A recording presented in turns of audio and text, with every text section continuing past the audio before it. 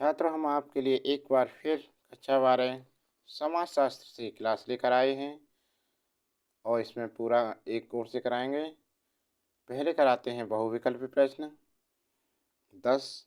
उसके बाद लघु उत्तरीय विस्तृत ऐसे क्वेश्चन आते हैं इसमें। लघु विस्तृत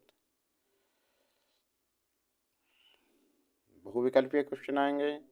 उसके बाद अति विकल्पीय, उसके बाद लघु और विस्तृत ऐसे क्वेश्चन आते हैं इसमें। 10 बहुविकल्पीय आएंगे। तो देखो, पहला प्रश्न आपके सामने है। क्लास पर आगे बढ़ने से पहले ऐसे स्टूडेंट जिन्होंने चैनल को सब्सक्राइब नहीं किया है, चैनल को सब्सक्राइब कर लें, बेल आइकन जरूर दबाएं। देखिए, पहला प्रश्न आपके सामने है। क्वेश्चन है, दहेज निरोधक अधिनियम पारित हुआ। वेरी वेरी इंपॉर्टेंट क्वेश्चन है सभी। दहेज निरोधक अधिनियम पारित हुआ 1955 में, 1956 में, 1961 में, 1984 में। दहेज निरोधक अधिनियम कब पारित हुआ था? तो ये पारित हुआ था 1961 में। हमारा विकल्प सी बिल्कुल सही उत्तर है। अगला प्रश्न, 2011 की जनगणना के अनुसार भारत की कुल जनसंख्या कितनी थी? 112 करोड़, 121 करोड़, 131 करोड़, 102 करोड़। तो सन 2011 की जनगणना के अनुसार भारत की कुल जनसंख्या थी 121 करोड़। विकल्प बी बिल्कुल सही उत्तर है। भारत में 2011 की जनगणना के अनुसार स्त्री पुरुष अनुपात स्त्रियां प्रति 1000 पुरुष कितना था? 933, 993, 43, 927, 940। तो भारत में 2011 की जनगणना के अनुसार स्त्री पुरुष अनुपात स्त्रियां प्रति 1000 पुरुष था 940। विकल्प डी बिल्कुल सही उत्तर है। अगला प्रश्न, चंपारण सत्याग्रह कहाँ हुआ था? बिहार में, गुजरात में, उत्तर प्रदेश या महाराष्ट्र? तो चंपारण सत्याग्रह कहाँ हुआ था? बिहार में। विकल्प ए बिल्कुल सही उत्तर है। अगला प्रश्न, चिपको आंदोलन का संबंध किस राज्य से है? उत्तर प्रदेश से, उत्तराखंड से, मध्य प्रदेश से या आंध्र प्रदेश से? तो छात्रों, चिपको आंदोलन का संबंध है उत्तराखंड से। हमारा विकल्प भी बिल्कुल सही उत्तर है इसका। अगला प्रश्न, हरित क्रांति का मुख्य कारक है। हरित क्रांति का मुख्य कारक है क्या है? उपजाऊ भूमि, वर्षा, शिक्षा, रासायनिक खाद और बीज। तो हरित क्रांति का मुख्य कारक है क्या है? रासायनिक खाद और बीज। जो विकल्प डी है बिल्कुल सही उत्तर है। विकल्प डी हो गया। अगला प्रश्न देखिए, प्रश्न नंबर 7। हरिजन नामक समाचार पत्र संबंधित था जवाहरलाल नेहरू से, महात्मा गांधी से, डॉक्टर अंबेडकर से, एम.एल. श्रीनिवासन से।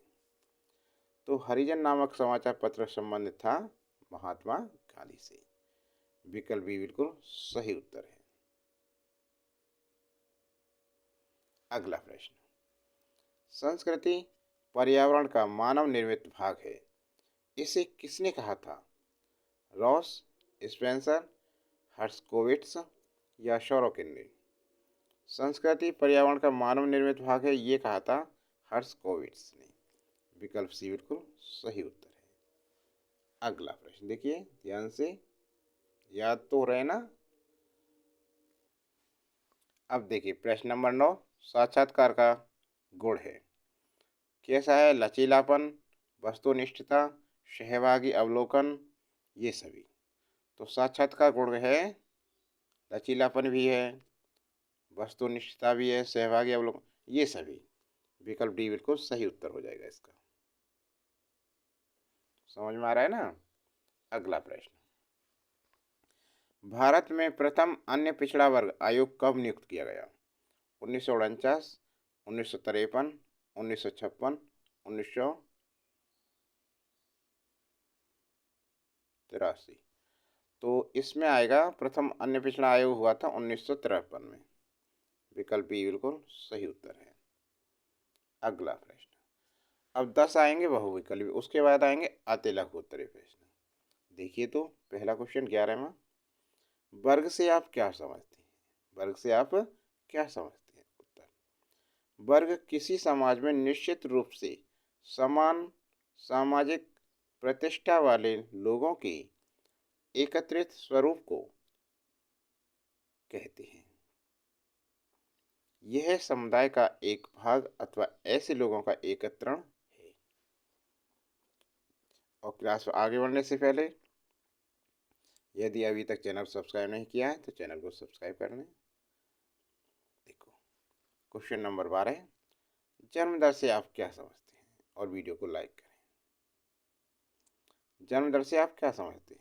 उत्तर क्या है? प्रति वर्ष प्रति 1000 जनसंख्या पर जीवित जन्मों की संख्या जन्म दर कहलाती है। जन्म दर से आप क्या समझते हैं? उत्तर होगा इसका, प्रति वर्ष प्रति 1000 जनसंख्या पर जीवित जन्मों की संख्या जन्म दर कहलाती है। अगला प्रश्न देखिए, जनजाति को परिभाषित कीजिए। जनजाति को परिभाषित कीजिए। तो जनजाति क्या है? उत्तर देखिए, जनजाति से आशय उस सामाजिक समूह से है। जनजाति से आशय उस सामाजिक समूह से है जिसमें अनेक परिवार तथा कुल सम्मिलित होते हैं तथा जो परस्पर नातेदारी, सजातीयता, सामान्य इतिहास अथवा क्षेत्रीय राजनीतिक संगठन के साझे संबंधों पर आधारित होते हैं। अगला प्रश्न, प्रश्न नंबर 14 देखिए, दिव्यांग से आप क्या समझते हैं? दिव्यांग से आप क्या समझते हैं? देखिए उत्तर देखिए, जो व्यक्ति किसी कारणवश शारीरिक रूप से अपंग हो उसे अपाहिज या विकलांग पुकारने के स्थान पर सम्मानपूर्वक दिव्यांग कहा जाता है। तो दिव्यांग से आप क्या समझते हैं? देखिए, जो व्यक्ति किसी कारणवश शारीरिक रूप से अपंग हो उसे अपाहिज या विकलांग पुकारने के स्थान पर सम्मानपूर्वक दिव्यांग कहा जाता है। तो दिव्यांग कहा करें, न कि लंगड़ा या लूला ऐसे न कहा करें, ठीक है ना? उन्हें क्या कहते हैं? दिव्यांग। अगला प्रश्न, अगला प्रश्न है 15वां, नगरीय समाज की 3 विशेषताएं लिखिए। नगरीय समाज की 3 विशेषताएं लिखिए। तो क्या है? उत्तर देखिए, नंबर 1, नगरीय समाज में जनसंख्या घनी होने के कारण प्रति वर्ग किलोमीटर जनसंख्या का घनत्व बहुत अधिक होता है। नंबर 2, नगरों में विभिन्न धर्मों, मतों, संप्रदायों, जातियां, वर्गों, प्रजातियां, भाषाओं एवं प्रांतों से संबंधित लोग निवास करते हैं। नंबर 3, नगरीय समाज में औपचारिक और द्वितीयक संबंधों की प्रधानता पाई जाती है। समझ में आ गया? अब क्वेश्चन नंबर 16 देखो। प्रश्न 16 क्या है? प्रेक्षण पद्धति के 3 उद्देश्य बताइए। 3 उद्देश्य देखिए। उत्तर, प्रेक्षण पद्धति के 3 उद्देश्य। नंबर 1, एक सही निष्कर्ष निकालना। एक सही निष्कर्ष निकालना। नंबर 2, विस्तृत सूचनाओं को प्राप्त करना। नंबर 3, वास्तविक व्यवहार का अध्ययन करना। हो गए तीनों। अगला प्रश्न, प्रश्न नंबर 17 देखिए, सामाजिक परिवर्तन क्या है? सामाजिक परिवर्तन क्या है? उत्तर, मैकाइवर एवं पेज के अनुसार, मैकाइवर एवं पेज के अनुसार समाजशास्त्रियों के रूप में हमारा प्रत्यक्ष संबंध सामाजिक संबंधों से है।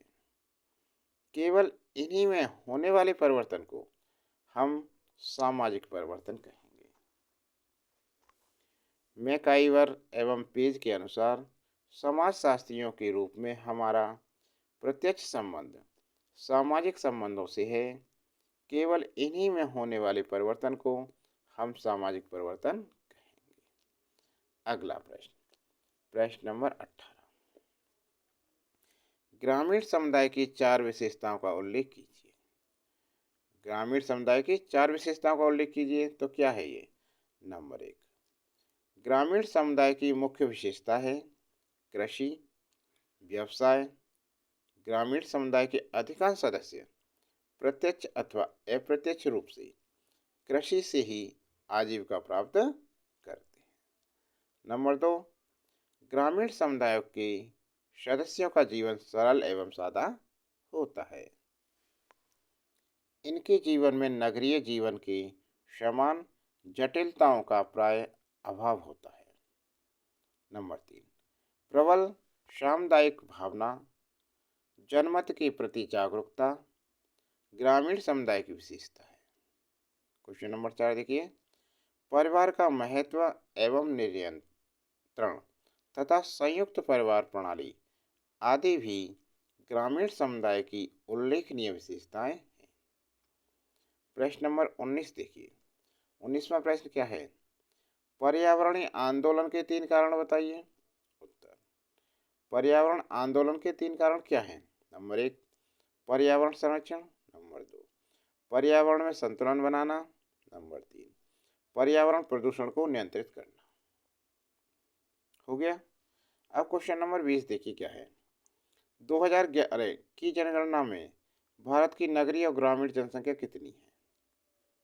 उत्तर लिखें। 2011 की जनसंख्या में 31.8% जनसंख्या नगरीय तथा 68.2% जनसंख्या ग्रामीण है। अब आते हैं लघु उत्तरीय क्वेश्चनों पर। लघु उत्तरीय का पहला 21वां क्वेश्चन और देखिए, क्वेश्चन है, मालवस का जनसंख्या वृद्धि का सिद्धांत क्या है? मालवस का जनसंख्या वृद्धि का सिद्धांत क्या है? उत्तर देखिए, मालवस ने यह प्रतिपादित किया कि जनसंख्या उस दर की तुलना में अधिक तेजी से बढ़ती है जिस दर से मनुष्य के भरण पोषण एवं अन्य आवश्यक सुविधाओं के साधन बढ़ते हैं। इसलिए मनुष्य को सदैव गरीबी की हालत में जीने के लिए दंडित किया जाता रहा है, क्योंकि कृषि उत्पादन की वृद्धि जो कि गणितीय या समांतर रूप से होती है, हमेशा ही जनसंख्या वृद्धि जो कि ज्यामितीय या गुणोत्तर रूप में होती है की दर से भी पीछे रहेगी। ये मालवस का जनसंख्या वृद्धि का सिद्धांत कहलाता है। तो छात्रों, ये क्लास कैसी लगी आपको? क्लास अच्छी लगी तो लाइक कीजिए, और अभी तक हमारे चैनल को सब्सक्राइब नहीं किया है तो चैनल को सब्सक्राइब करें और वीडियो को लाइक करें।